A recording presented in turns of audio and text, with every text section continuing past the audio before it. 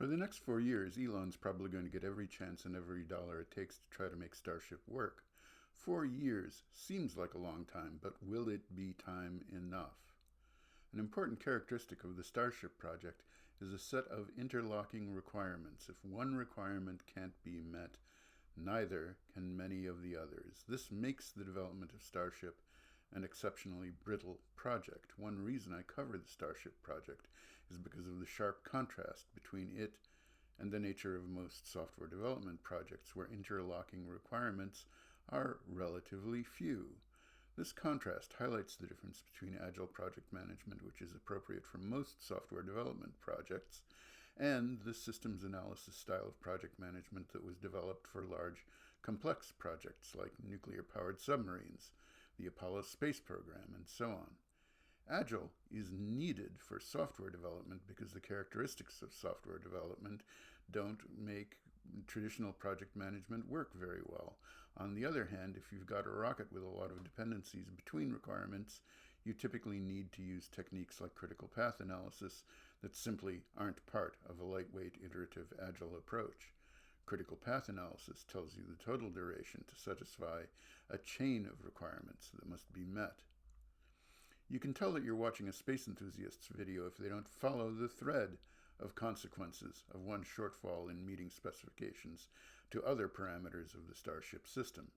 I was just listening to one of the latest videos, or a recent video, by a creator who calls himself the Angry Astronaut on that other video platform, and he kept talking about Starship being able to refuel using 10 refueling missions.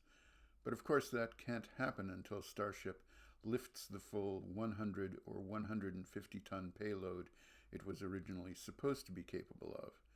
In the very same video, he also notes that SpaceX was adding a layer of heat shielding under the heat shield tiles for the Starship number 30. Obviously, this adds more weight and takes even more away from payload. That's the most elementary of consequences, and these enthusiast creators gloss right over it. The reason that this is that public relations is easy. Most people will just repeat what you tell them you're going to do. They won't go take the next step in obvious inferences. Rocket gets heavier, rocket uses more fuel, carries less fuel to other rocket. That is evidently beyond most people covering the space launch business. Even attempting in-orbit refueling depends on rapid reusability. Rapid reusability depends on a launch tower that continues to get damaged, even though less and less each time, and on 39 rocket engines that don't need to be replaced between launches. 4 years seems like ample time. With a total focus on Starship, it's possible to make Starship meet the goals of rapid reusability and in-orbit refueling, but only if no major obstacles are encountered. And it's not just the time to overcome the obstacles that can put Starship's timeline beyond where it remains relevant. It can take time to discover the obstacles as well as to address them. Besides the guarantee of a friendly hearing in government for 4 years, that won't reduce the competition. Rocket Lab is gunning for the business Falcon 9 gets now, and Blue Origin is betting on a more conventional approach to deep space missions. Project management is about getting what you want, but that has to happen within a relevant time frame.